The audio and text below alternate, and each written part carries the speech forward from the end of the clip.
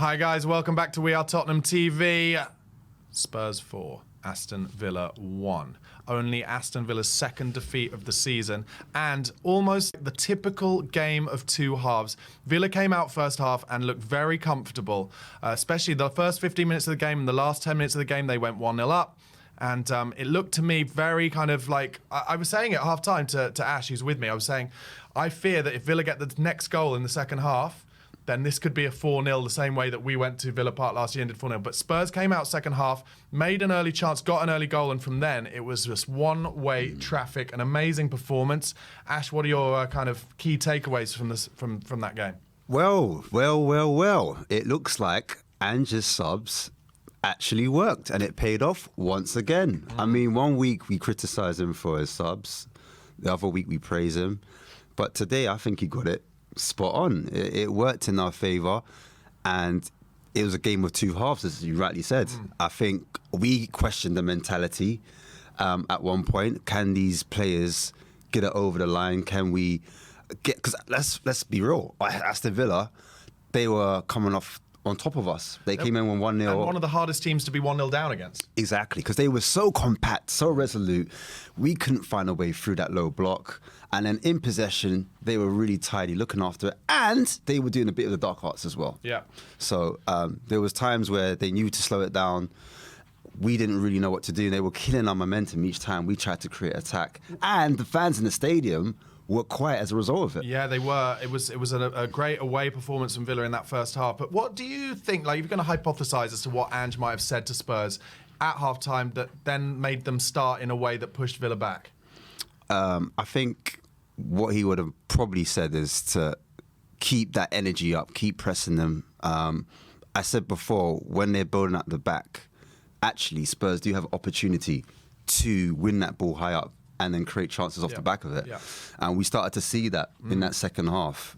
And the introduction to some of the substitutes, Sonny wasn't happy at all. I didn't think Sonny was having a bad game, if I'm being totally honest. And he had a good game. He set up the equaliser. The first three incidents that Richarlison had when he came on, he kept losing it. He was making the wrong decisions, and I questioned Richarlison's football IQ, knowing when to hold on to the ball to recycle it, knowing when to take it on. Yeah. It's not always on where you're able to take your man on. So sometimes you just have to use your teammates and scan the pitch a little bit better. And I was complaining about the players not making angles in that first half. We looked like it was a 2-3-5 where the front five almost stood in a straight line. Yeah. And it was very easy for Aston Villa to put 5 across their back line to defend it.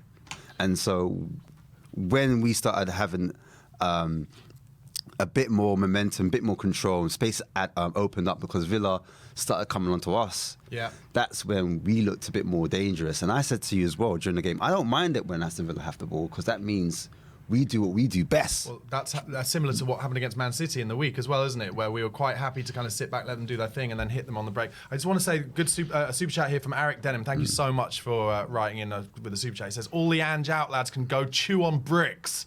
Go support Man United, you unhappy lot.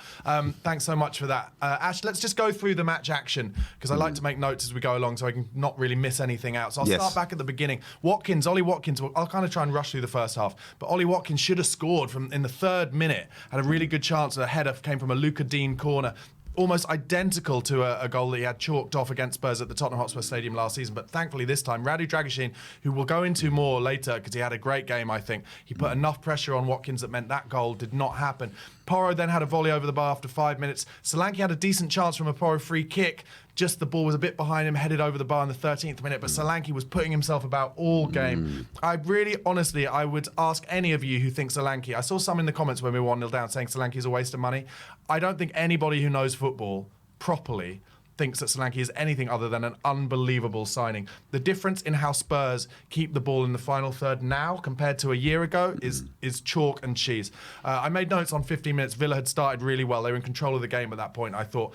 Bentancur then had a couple of shots over the bar. Johnson got to the byline once, cut it back. Martinez claimed it easily. And then, around the half an hour mark was when Villa really put the pressure on, and that's what led to the goal. Ramsey had a shot deflected over the bar first from a block from Dragusin. That's in the 29th minute. 30th minute, Onana hits the post from a big high ball that came over, gets his head and his neck muscles behind it, hits the post, then hits Vicario, and then from a resulting corner, it comes in, and it's a goal we conceded that a lot of people in the comments, and a lot of people, certainly the commentator and the co-commentator, were blaming Vicario for.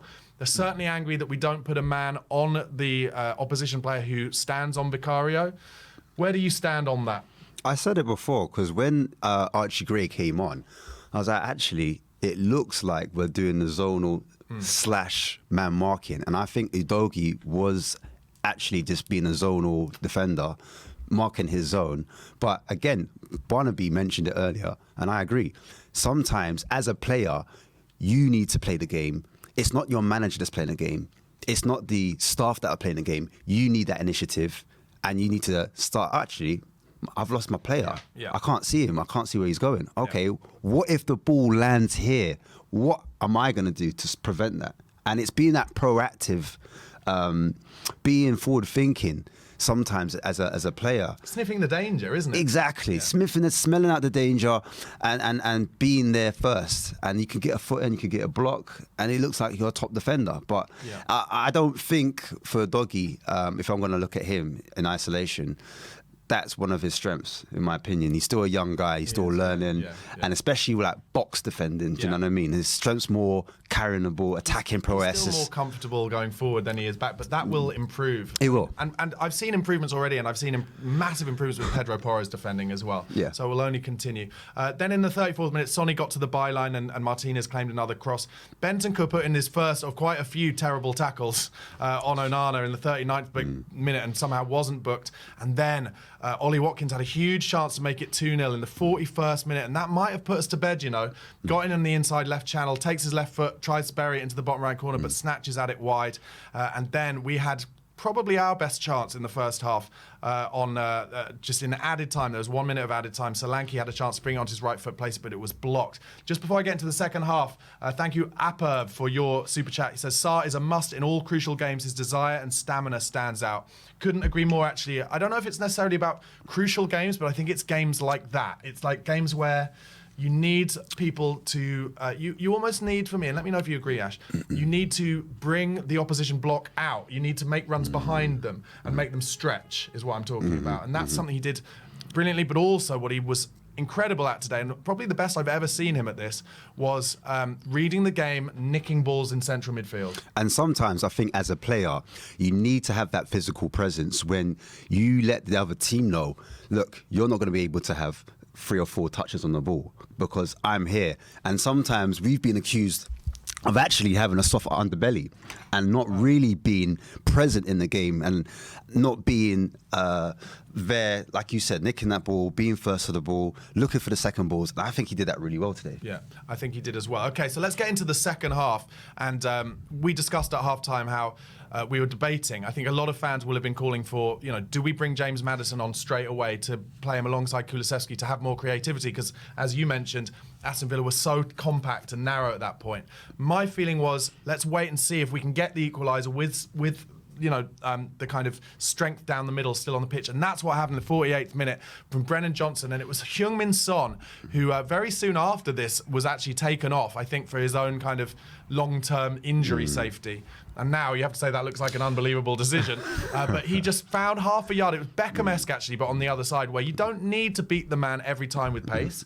Just get your half a yard. And his left foot cross on his swinger, by the way, do not forget, that's his weaker foot, if there is indeed a weaker foot. But all the training that his dad has put in with him in the David Lloyd Centre, near where he lives, after Tottenham training, really came to the fore as he whipped an absolute beauty. You watched the documentary. And Brennan Johnson came in with that Johnson-esque perfect Ange run from the back post, kept himself onside perfectly, and has just the easiest of finishes in. Should say just behind Johnson was Dom Solanke as well, who I think was ready to finish that as well.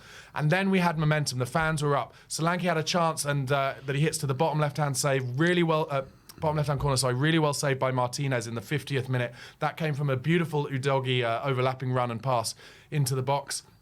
Then Porro was booked for a bad tackle in the 53rd. It was a bit bitty and scratchy at this point as Villa were going down a lot and trying to waste time. And actually, it was around this period that we started getting some of our injuries. McGinn shot wide in the 54th minute. And then it was the 55th minute when Rishi came on for Son and Bissouma came on for Bentancur.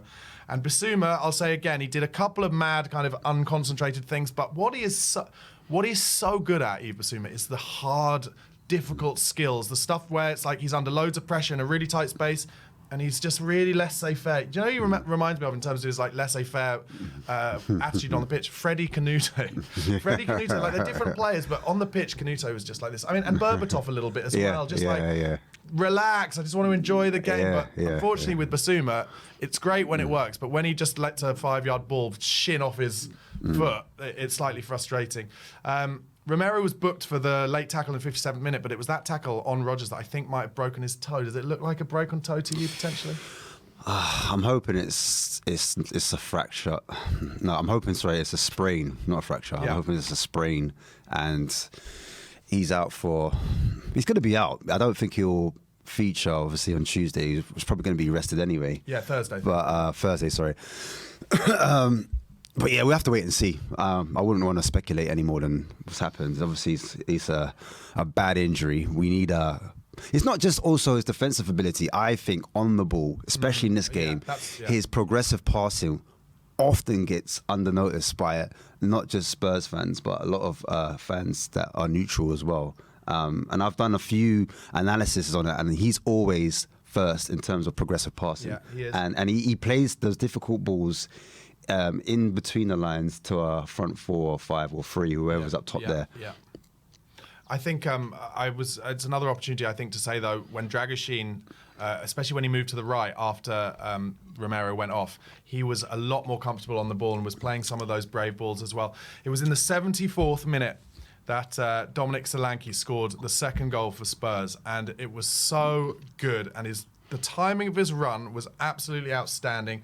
Kulusevski's through ball was brilliant, but the finish, the dink finish. And it actually all started from Ben Davis at the back, who'd come on for Romero. He comes in, kind of just sees the ball, and sees the game in the midfield and comes in, finds Kulusevski, was it? Or was there might have been a couple passes before it, but anyway, Kulusevski, lovely ball. And Solanke, considering he hasn't scored for a good few games, sees Martinez coming at him, he's a huge guy, and just dinks it. Beautiful. It was so composed. I think that's what I loved about it the most. You want your striker. Look, to be fair, there's a lot of pressure on him because he was 65 million. And with that price tag comes that kind of expectation of a lot of fans. And he was that player. The only goals he scored for Spurs, the only goals he scored for Spurs so far have been basically rebounds off the keeper, haven't they? Where he's been foxed in the box. Yeah. Not that that's a problem. I love that. But this was his best finish. Yeah, 100%. And so the style of finish, the type of finish, under pressure, in front of the keeper, like you said, he read the keeper coming out. And knew what some people in front of goal, if they see the keeper comes out, they're going to hit straight at the keeper, or they might go around him and team over. but that finish there just shows like the minerals he has, so the mentality, but then also the quality he possesses. And this is just a natural striker's finish, I think. And that's what I'm happy about. I actually think Harry Kane would have hit that low. Yeah. I think he would have hit that low. Yeah. And this time Solanke just dinked him, and it was right. I mean, and especially like you said, under the pressure of, I'm telling you this: if he dinked him and the keeper just stood up, there would have been problems. Wouldn't there? There would have been problems. Anyway, get rid of it. Then in the 78th minute, sorry, actually I should say, so that was the 74th minute. Then the next few minutes, Villa really piled the pressure on, actually. Got a few corners, Onana had a shot over the bar, but then the 78th minute, only 4 minutes after our goal, Solanke scored his second, and Richarlison, as you mentioned, he'd made a few bad decisions just after he'd come on. He came on the left-hand side for Son. But this time, he got in down the left. He was put in, I think there was a break through the middle. And he was put in, was it by Johnson maybe, or Kulusevski? I can't remember. But he's in down the left, and we're all expecting him to try and hit it to the bottom right corner, and he cuts it back for Solanke. It was a beautiful cutback. He does his hamstring whilst cutting it back, so it looks like he'll probably be out for a month or two, which is unfortunate for him and all the injuries he's had. But it was so good to see Richarlison do that because, like I said to you, I actually like Richarlison on the left, and if you speak to Everton fans, a lot of them say he does his best work on the left. Remember the best goal he's ever scored for us as well at Goodison Park? From the left, into the far left-hand corner, just like Sonny does. And also that beautiful cross he gave against Liverpool at home last season, outside of the boot. So I feel like it kind of takes the pressure off Richarlison playing on the left there. But again, we're struggling with injuries at the moment. We probably won't see him for a while. After that, it was kind of Villa putting pressure on Spurs in a low block until the 96th minute. We get a free kick outside the box. Solanke was fouled, and they line up their wall. And I've been saying for ages, I want James Maddison to get a free kick for Spurs. I think it'll boost his confidence, make him play better. And he finally got it, and it was a beauty. It was a beauty, and I want to mention Solanke in that move there because, as you said, we were under a bit of a quash at the moment, even at 3-1. We saw like, the minutes went up, the scoreboard went up, and there was like an extra 10 minutes on top. And, Spurs typically, we have surrendered leads in the past. Yeah. So, Dom again... Brighton. Yeah, Brighton being the prime example. But Dom showing his exemplary hold-up play, gets the ball into feet, and he wins that free kick in that position. And as you said before, Richarlison, when he was the striker, or when Son was the striker, sometimes we weren't able to hold on to possession, which would put more pressure on the team. And as a result, we could see goals. So, yes, we want to praise his attacking ability and his goals. But just his all-around performance helps the team, not just offensively, but defensively. The more you can hold on to the ball, the less pressure there is on the team. And that free kick that Maddison came on did was just a peach of a ball. He put it in that top bins, and he did it like, I always do this, It really reminded me, actually, I'm going to show my age again here, but like back in when England were trying to qualify for the 1994 World Cup, and Ronald Koeman had a free kick, not quite the same position, but similar distance out. And the commentator's going, he's going to dink it, and all Maddison knows, if I can get it over the wall, and I think it was actually in the end just a little wide of the wall and gets enough curl on it, keeper's not going to get there. He didn't have to put much pace on it because it was so close to the 18-yard box, and that is just pure technique. It is. And Spurs do not score a lot of goals from direct free kicks. The last free kick I can remember us scoring from, if I'm not mistaken, Harry Kane in one of his last games for us, when they finally, which I've been calling for years, Kane had taken so many free kicks where he's trying to dink it over the wall, chip it. Just do what they used to do for Shearer, touch it to him so he can put his laces through it. That was it. And he did it, wasn't it? It was one of the last games of the season when Mason was in charge to put it in the top corner. So I'm glad that we now have a free kick taker who has a goal behind him, and I think it'll do wonders for Maddison's confidence. He won't have been delighted, Maddis, that he was dropped today, but I think Ange's decision was justified. I think Kulusevski, again, a brilliant assist. He's having a wonderful season. And if you're Maddis, you just look at it and you'll be like, there are going to be enough games for me. There are going to be enough games for me. I don't think he needs to worry about that. I think Ange did well to kind of manage that dynamic because Maddison, to me, he looks like the type of personality where he wants to be, the main man. The main guy. He's got the number 10 shirt. He took it off Kane. He took it straight away. So him sitting on the sidelines watching everything might have been quite hard for him, to be fair. So, as you said, it was not just about Maddison scoring a goal. It's about the team, the emphatic. What it says is a statement win, the 4-1. And actually, Kulusevski did a lot of running. He worked extremely hard off the ball for us, but when we needed a bit of quality, he was also there. But I wanted to mention Sarr again because I felt before the actual move of that goal where Kulu does the through ball into Dom Solanke, it was Sarr that did the little, not a 1-2, but he got the ball, got it short, picked it up again, drove with the ball, and then he found Kulusevski. And then also for Richarlison, he actually drove the ball to the edge of the area. And he, what he did is he took his time. He didn't rush it. He kind of carried the ball into that dangerous area, into the box, and then he laid it off to Richarlison and put enough weight on it, a bit of quality, and then the rest was history. Do you know what I mean? And there have been a few people in the comments saying Son is finished. Son had a bad game. Son is rusty. Son has been out injured. He's had 2 injuries actually. He was rusty, but still, when the moment came and we needed we needed something magic to happen, he provided the piece of magic, and he will be absolutely fine. The key for Sonny is keep him fit and don't, he's played so much football in the last few years. He travels so far, so regularly. Keep him fit, get him on the pitch, and he will provide moments of magic for Tottenham. Yeah, I agree with you with that at some point. I think lots of people want to see their wingers beat players, be dribbly, but actually what you need to do is create separation from your man. And when he's created separation from that fullback, that was enough for him to whip that ball in. And look, if it's a poor game for Son, he didn't even play a full 90, he still got an assist. He still played a key role in us getting the win today. Exactly. Okay, guys, that is the end of the post-match reaction show. We will be back again in about 10 minutes' time with the post-match fan show. Make sure you call in, talk to us, let us know how you feel. We don't get, you just don't get big results against teams who are above you that often like that. So enjoy it, get onto the chat with us, and we will definitely have a good post-match fan show. Also, like this video if you haven't already. Make sure you subscribe to We Are Tottenham TV. Make sure you subscribe to Spurs Kings TV and at Barnaby _ for daily Tottenham content. We'll be back in about 10 minutes time. Come on, you Spurs. Come on, you Spurs.